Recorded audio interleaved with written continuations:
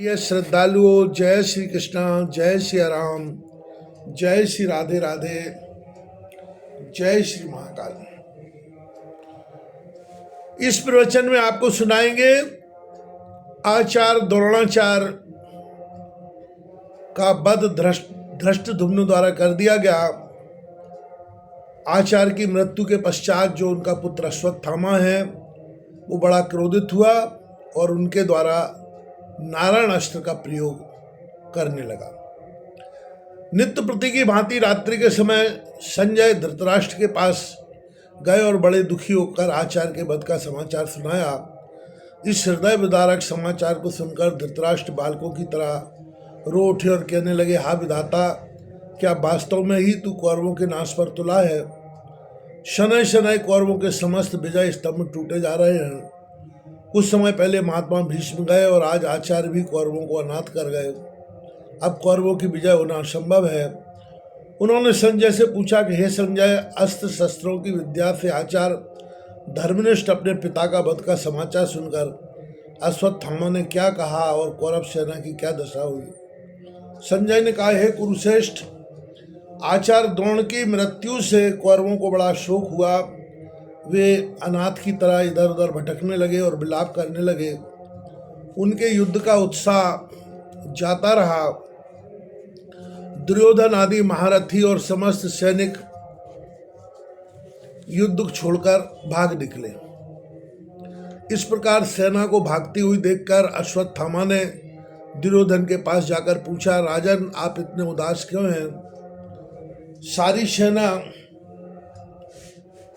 युद्ध स्थल को छोड़कर कहाँ और क्यों भागी जा रही है? और दिन तो इससे भी भयानक युद्ध हुए हैं, लेकिन सेना की ऐसी अस्त व्यस्त दशा किसी भी दिन नहीं हुई। इस सब का क्या कारण है? तब कृपाचार्य ने धृष्टद्युम्न द्वारा आचार्य के वध का सविस्तार समाचार सुनाया। यह सुनकर एक बार तो अश्वत्थामा रो पड़े, किंतु थोड़ी देर बाद क्रोध के मारे उनके नसपुट फड़कने लगे।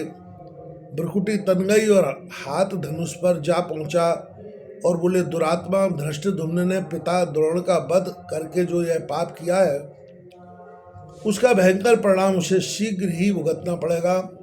पाखंडी युधिष्ठिर ने झूठ बोलकर अन्याय और छल से मेरे पिता के हथियार रखवा दिए। मेरे बाण उस धर्मराज कहलाने वाले युधिष्ठिर का रक्तपान करेंगे। मैं धर्म की शपथ ग्रहण करके प्रतिज्ञा करता हूँ कि संपूर्ण पांचालों का नाश किए बिना मैं स्वयं भी जीवन धारण नहीं करूँगा। हर संभव उपायों द्वारा धृष्टद्युम्न का वध अवश्य करूँगा। इतना कहकर अश्वत्थामा ने पवित्र जल से आचमन कर मंत्रोच्चारण करते हुए नारायणास्त्र का आह्वान किया। नारायणास्त्र के प्रकट होने पर समस्त भूमंडल डगमग डोलने लगा। पहाड़ आपस में टकरा टकरा कर गिरने लगे। सागर में उत्ताल हिलोरें उठकर सृष्टि को जलमग्न करने लगी। आकाश में वज्रनाद होने लगा। प्राणी मात्र भयभीत हो गए।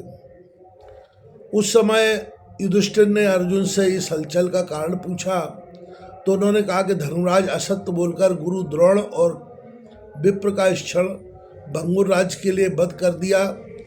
वही निकृष्ट पाप भयंकर रूप धारण किए पांडवों की मृत्यु का रूप धारण किए चला आ रहा है।